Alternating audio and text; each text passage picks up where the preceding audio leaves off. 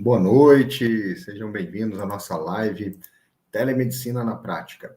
Aqui, neste canal, eu ensino médicos a terem mais liberdade utilizando a telemedicina no seu dia a dia. E desde 2020, eu utilizo a telemedicina no meu cotidiano para ter mais liberdade. E o tema de hoje é como o médico pode iniciar na telemedicina com seus pacientes próprios ou a prestação de serviço. Então, vem comigo aqui nessa live e vamos descobrir aí como pode iniciar na telemedicina. Então, a telemedicina ela ajuda os médicos a terem mais liberdade. Eu utilizo essa ferramenta no meu dia a dia, aproveito muito dela para que eu possa, tá fazendo as minhas coisas. Eu gosto de viajar e ao mesmo tempo eu quero manter aí a minha atuação como médico, né? Então, isso daí me proporciona mais liberdade geográfica e também mais acesso aos meus pacientes quando eles precisam, né, de mim em algum momento, né? Meus pacientes de consultório, né? Eu já conheço os pacientes, às vezes precisa de uma receita de um medicamento de uso contínuo que ele se pegou sem, e eu tenho esse contato com meus pacientes, né? Eu consigo manter esse contato, por exemplo. E também prestando serviço para empresas, né, de telemedicina é outra opção. E hoje nós vamos falar um pouco sobre isso, tá? Então, existem duas maneiras de você iniciar na telemedicina. Uma é através de prestação de serviços, né? Hoje tem empresas que prestam serviços para a saúde suplementar, para seguradoras de saúde, para planos de saúde. Então, hoje, grandes empresas de seguro-saúde ou planos de saúde têm serviços de telemedicina. E nesses serviços, eles precisam de médicos para trabalhar, e assim você tem oportunidade para médicos que querem trabalhar nesse tipo de atuação. É muito semelhante a um plantão, por exemplo, né? Você vai ser remunerado por hora ou por atendimento, tá? E eu digo para vocês que é muito semelhante também aos valores praticados no mercado de trabalho médico em relação aos plantões presenciais, tá? Com algumas vantagens, né? Que você não precisa se deslocar até o local, você pode estar atendendo principalmente, né, da sua residência ou da sua clínica, né, de um lugar que tenha privacidade para você fazer esse tipo de atendimento, tá? Então, isso é uma grande vantagem, tá? Existem empresas até, mas é menos, né, que às vezes tem lá um espaço, né, para o médico ir lá e fazer o atendimento.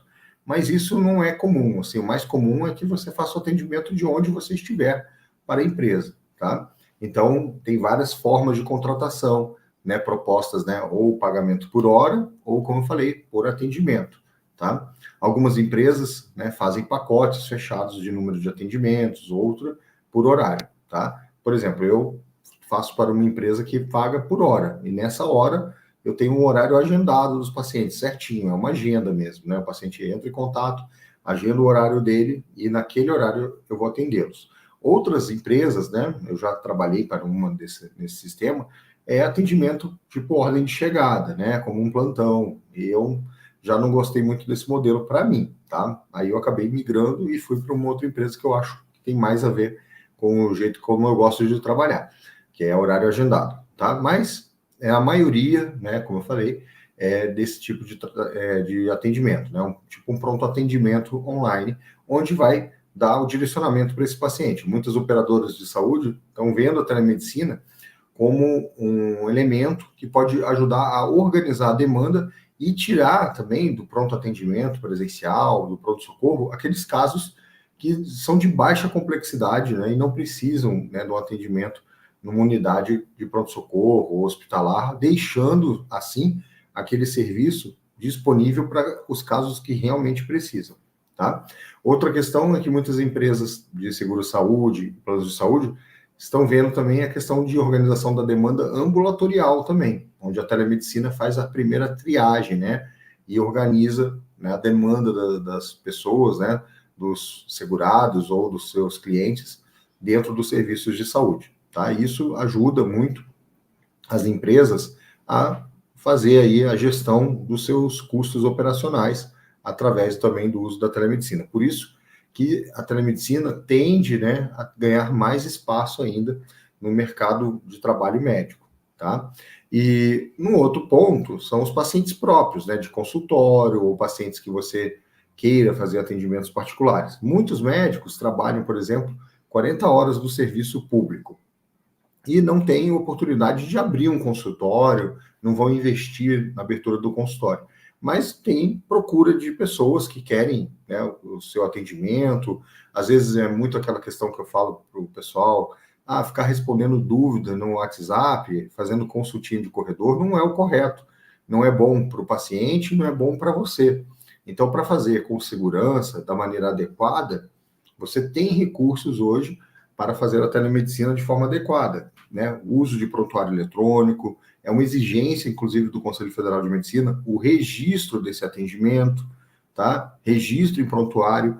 Então, a gente tem que tirar dessa informalidade de ficar ali respondendo pergunta no WhatsApp, né? Por mais que pareça assim, eu estou ajudando, tal, na verdade, você não está ajudando da maneira correta.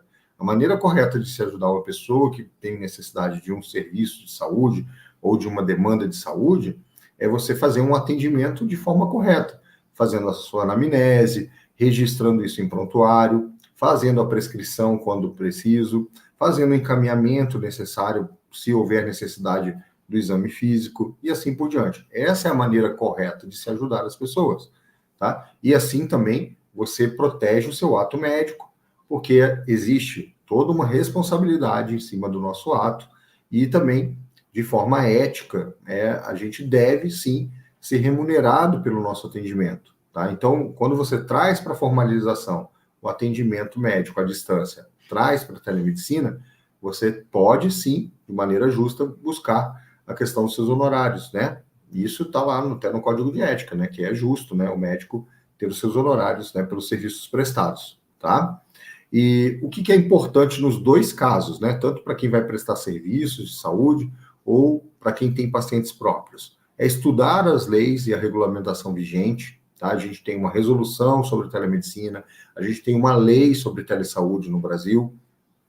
Você conhecer as ferramentas necessárias para fazer o registro desse atendimento, o prontuário eletrônico, que tem ferramenta de videochamada, é o mais indicado, na minha opinião. Muitos colegas falam, mas eu já fiz telemedicina. E aí, às vezes, eu pergunto, mas como é que você fez, ou como você faz? Eu uso o WhatsApp.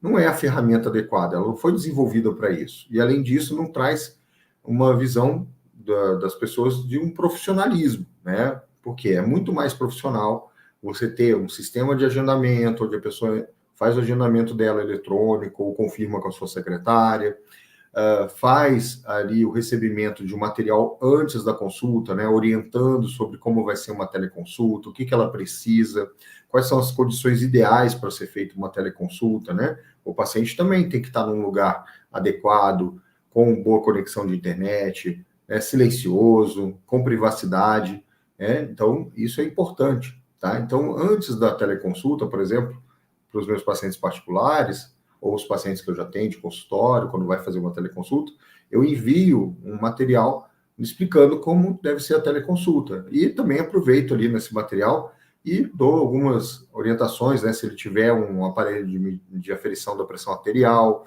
que ele pode ter isso durante a consulta para passar informações, se ele tem um termômetro, se ele tem um oxímetro de pulso, e são equipamentos que podem ajudar na teleconsulta.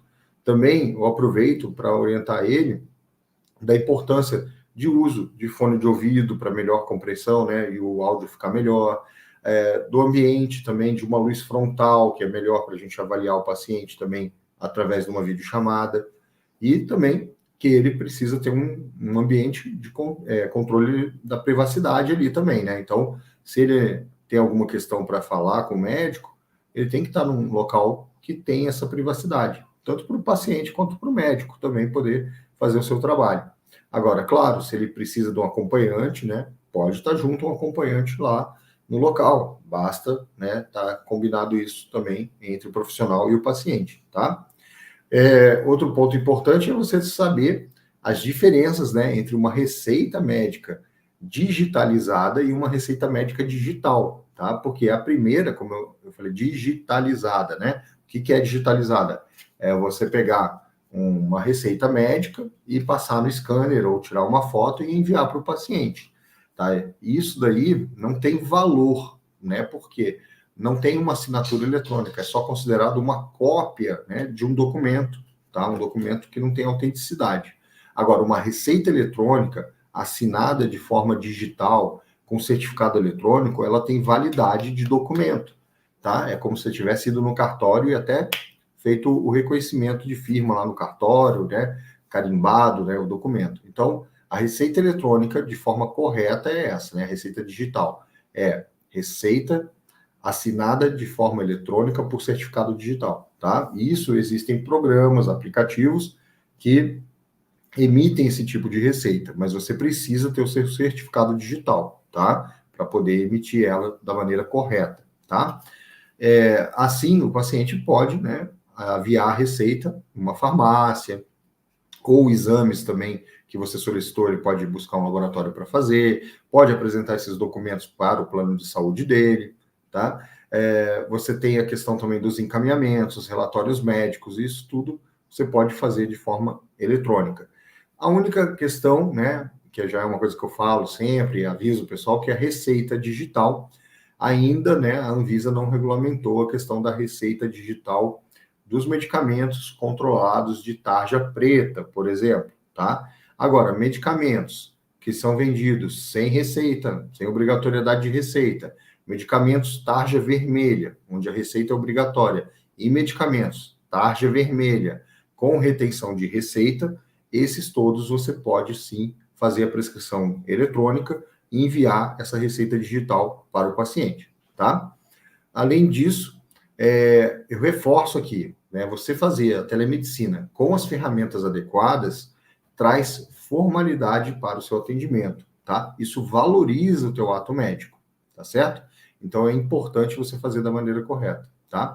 Então, entender como funcionam essas plataformas, como envia uma receita digital, até mesmo, né, questões relacionadas, né, à parte contábil, né, é importante você saber também, né? Como é que eu vou enviar um recibo, ou se eu sou pessoa jurídica, eu posso emitir uma nota, né? Como é o recebimento, né, dessas consultas? Como eu posso, né, buscar os meus honorários de forma correta, né? Então, tudo isso é importante você saber, tá? E para você que quer saber mais sobre telemedicina, quer entender melhor deste mundo, ou você que já faz telemedicina, mais ainda, tem dúvidas ou entendeu em uma fala minha agora, né, que está fazendo ainda de forma informal, né, amadora, então entra aqui no link da bio, né, daqui do Instagram, ou na descrição desse vídeo e solicite uma consultoria gratuita para tirar suas dúvidas sobre telemedicina com a minha equipe, tá? E continue aqui acompanhando o canal, né, o Instagram, né, ou o canal aqui do YouTube, Telemedicina na Prática, para assistir esses conteúdos, receber mais informação aqui de forma gratuita. Toda semana faço lives aqui. E acompanhe no Instagram, né, lá o Instagram Telemedicina na Prática. Muito obrigado e até breve.